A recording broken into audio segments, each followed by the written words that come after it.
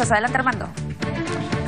Muchas gracias, Catherine. Bueno, el revuelo que ha causado esta aprobación y publicación en el diario oficial de esta nueva ley para los jóvenes, esta nueva ley que promueve, dice la norma, el empleo de los jóvenes, que le resta derechos laborales y que los convierte en una especie de trabajadores de segundo nivel, dicen los críticos de la norma.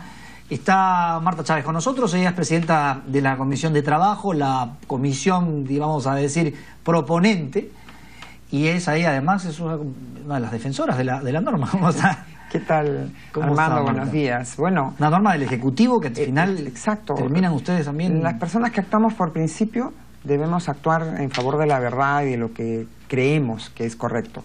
No interesa si es el Ejecutivo el que ha propuesto la norma. Acabamos de aprobar en el ambiente de la COP, una ley propuesta por el Ejecutivo también para crear el Instituto de Glaciología y para lagunas, porque era una norma que sirve para atenuar los impactos del cambio climático.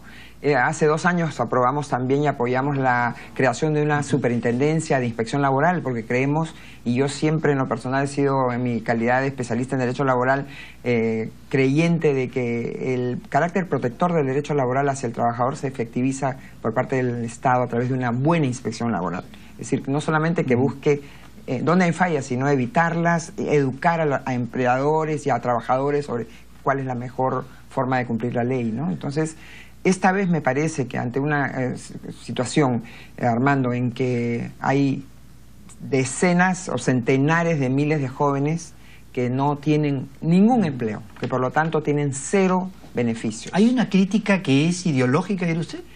Yo creo que hay una crítica interesada política, como que han adelantado la campaña electoral. Y precisamente salen a la palestra aquellos, incluso presidentes, que crearon regímenes similares para la pequeña y la microempresa. Regímenes que además... García está en campaña. García y el señor Toledo también, ¿no? En lugar de explicar el señor Toledo los millones de Coteva, se atreve a hablar de los jóvenes. Yo digo, ¿y por qué no pensó en su joven o niña hija Saraí, por ejemplo? ¿No? Ese tipo de revuelos han creado, y otras personas que tienen una filiación marxista, leninista, maoísta, que quieren, que no les interesa superar los problemas, a los que no les interesa que haya millones o centenares de miles de jóvenes que no logran un empleo, porque ese es el caldo del cultivo para que haya pues revolución, ¿no? Según ellos. Entonces, este tipo de medidas no les gusta porque saben que van a solucionar problemas, y han desinformado y están en los twitters. Yo veo una joven, por ejemplo, dice, yo trabajo en un service y ahora cuando cumple 25 años me van a despedir. La ley no te afecta, la ley no es para ti, no vamos tiene a ver, nada que ver entonces, contigo. La ley parte de una idea, de un dato, es decir, los jóvenes son más vulnerables. 4 veces más desempleados que los adultos. Porque no los contratan o porque simplemente los tienen en negro, como se dice, ¿no es cierto?, en la informalidad. Ambas cosas, no los contratan, y peor aún, trabajan en la informalidad. Y al trabajar en la informalidad ahí sí son explotados porque no tienen jornada máxima, no les pagan horas extras, no tienen seguro, no tienen ninguna vacación, no tienen feriados, no tienen nada. De acuerdo, pero la razón de esta falta de empleo o de esta informalidad es porque los derechos laborales son muy caros, según los informes, o porque no tienen experiencia. Yo creo que son porque no tienen experiencia. ¿Por qué? Porque analizo yo el régimen del señor Toledo del año 2003 y el régimen del señor García del año 2008, y a pesar de que son regímenes donde el costo del puesto de trabajo es menor, y como se aplica a jóvenes y adultos, no ha facilitado el trabajo de los jóvenes. Prefieren adultos. Ojo, en las MIPES... Porque tienen más experiencia. Exacto. Son personas ya vienen formadas probablemente, vienen con experiencia, saben lo que quieren, son mucho más, diríamos, más conservadores, ¿no? Y cuidadosos. O sea, experiencia no es lo mismo que la capacitación. No, así es. Porque el problema es que, claro, uno puede decir, la norma, si dice que el problema es la falta de capacitación de los jóvenes, ¿qué tiene que ver? Pues, ¿para qué le recortas la CTS, por ejemplo, las vacaciones? Es que, por ejemplo, como se trata de... y has dado en el punto, Armando, porque el tema es que esta norma está vinculada a la capacitación. Tiene que haber capacitación, por eso es que, y formación en el empleo, por eso es que la norma te dice, cuando se trate de un joven que está todavía estudiando secundaria, con secundaria incompleta, tienes que permitirle que continúe sus estudios. Además, tiene que probar que dentro de los 60 días que sigue con sus estudios. Pero para eso, ¿por qué le tienes que cortar la CTS? Ahí voy. Y para los que tienen educación técnica o universitaria en curso o ya completa, tienes que contratarlos en una tarea que sea similar a la formación que ellos han recibido. Es decir, el que es contador tendrás que contratarlo para trabajos de contabilidad, no lo puedes contratar pues para ser vigilante.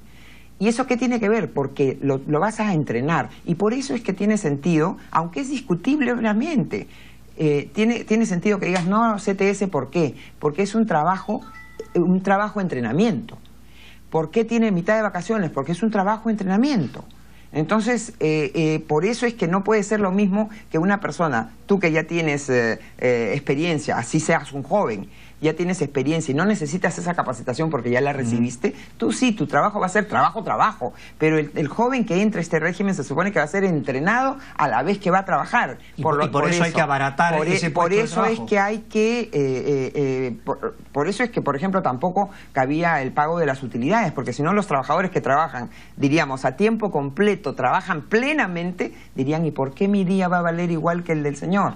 ¿No? Que recién está entrenándose y al cual probablemente le estamos entrenando. No protesten, ¿no? ¿Ah? Probablemente ellos no protesten. No, parece que ahora los que están protestando son los que tienen trabajo. E inclusive yo digo... No, la crítica es, si efectivamente todos coincidimos en que hay que a los jóvenes hay que darles herramientas, hay que capacitarlos, lo que no queda que es la relación entre eso y quitarle algunos derechos laborales. Es que no se le quita... se los reducimos, ¿de acuerdo? Es que esto no está pensado en el que tiene trabajo, Armando. Eso hay que pensar. Estamos pensando en el que actualmente el joven que no tiene trabajo. Claro, no tiene nada, caso, aparte de creamos esta cosa intermedia. Un intermedio para que a la vez que ¿cuál es la relación? ¿Cómo cuál es la relación? ¿Cuál es la relación entre capacitación y este hoy, régimen intermedio? Hoy hay un régimen que se creó el año 2005 en el gobierno del señor Toledo, que son las modalidades formativas laborales. El contrato de aprendizaje, capacitación laboral juvenil, prácticas preprofesionales, prácticas profesionales, y capacitación para reinserción laboral y también en la pasantía. Estos no son modalidades laborales, por ejemplo, no tienen ningún derecho laboral y son entrenamiento puro. Lo que hemos querido aquí es que se le dé laboralidad a ese tipo de contratos, con algunos beneficios que ahora no tienen los de capacitación, las modalidades formativas laborales, por ejemplo. Es un avance, y si lo piensas para el que no tiene trabajo, es un avance. Es como decirle empleadores, generen pues estas, les vamos a dar, incluso el Estado, Armando, va a darles un crédito fiscal. Es decir, el Estado va a invertir. ¿Qué pasa si los empresarios no contratan o no usan esta modalidad? No la vamos a usar, pues. Eso tiene que evaluarse. Todas las leyes tienen que evaluarse. De repente nadie contrata. Pero lo que yo voy es a que esto no afecta a nadie. Es un intento por beneficiar a quienes hoy no tienen trabajo. Pero no afecta a nadie. A nadie. Y inclusive le hemos puesto un cerrojo que no traía el proyecto del Ejecutivo. El artículo 22 pone una cuña y dice, oye, tú empleador que tienes trabajadores, porque los artículos primeros ya lo dicen, este es un régimen para nuevos trabajadores, no cambia para los que ya están trabajando, etcétera. Pero le dice, si tú, le hemos puesto, si tú, empleador, tienes trabajadores del régimen general y los cambias por un trabajador del régimen juvenil, eso lo entendemos como un fraude. Y es una falta muy grave. Pero ahora, eso también es importante. Pero sobre eso, la verdad es que no tenemos mejores o mayores seguridades. Porque si la clave es la fiscalización, pues parece que no tienen mayores herramientas, o no se le da mayores facultades, un mayor presupuesto a la SUNAFIL. No se necesita. La SUNAFIL está implementándose y has dado también a otro punto importante.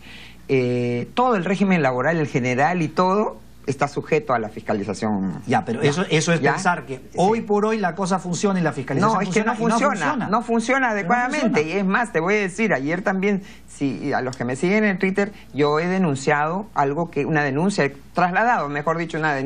de los propios inspectores laborales, que se habían declarado una medida preventiva de huelga porque no cumplen con ellos con su negociación colectiva fijada en un laudo arbitral. ¿Cómo es posible que el propio Estado el Ministerio de Trabajo no cumpla con quienes deben fiscalizar a otros. Entonces, desde el gobierno... los jóvenes a los leones, desde el gobierno, no, pues es que hoy día los jóvenes están donde los leones, porque los jóvenes desempleados ni siquiera figuran para ser fiscalizados. En cuanto a los candados, porque si los candados no funcionan, no, pero es que, ¿de qué sirve decir hay candados? Es que en todo caso, si vamos a analizar, a ser más profundos, hay muchas cosas en el Estado que no funcionan. Sin esta ley, hay muchas cosas que no funcionan. Pero siquiera con esta ley lo que estamos tratando de, a la par que hemos aprobado y apoyado el fortalecimiento de la inspección laboral con la SUNAFIL, y estamos en contacto con ellos, se están creando las intendencias regionales. Lo que pasa también, Armando, es que ha habido un problema con la regionalización que se hizo en los años 2003, 2004. O sea, el Estado, el gobierno nacional se desprendió de una serie de tareas que no han sido asumidas por los gobiernos regionales. Por ejemplo, muchos gobiernos regionales no tenían un solo inspector de trabajo y se supone que ellos inspeccionaban en su región el cumplimiento de las normas sociolaborales. Y no es así. Estamos, es cierto, avanzando, y yo lo que hago ver es que el propio Estado, el propio gobierno enrarece el ambiente.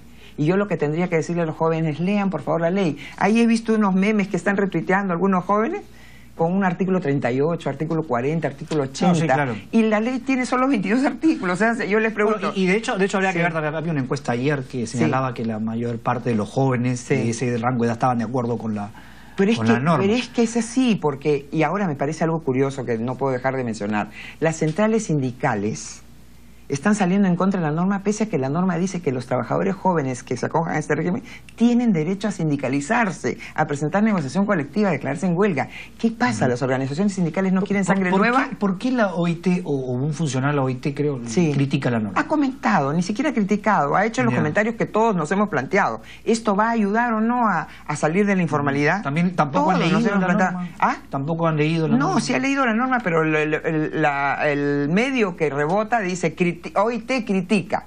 No, y es un funcionario que seguro que ni tiene representación de la OIT, pero así la tuviera, ni siquiera está criticando, está diciendo, está planteando esas reflexiones que todos debemos plantearnos. Con esta ley vamos a lograr mejorar la empleabilidad, con esta ley va a bajar el índice de informalidad. Todos nos preguntamos eso y debemos seguirnos preguntando. Ahora, falta reglamentar la norma, Armando, y si bien la norma, el reglamento no puede ir más allá de la ley, sí hay detalles que se tienen que fijar aquí. ¿Hay que esperar al reglamento para que se aplique la norma o no? No hay que esperar al reglamento, pero sería bueno... Porque dice que es para mejorar el funcionamiento.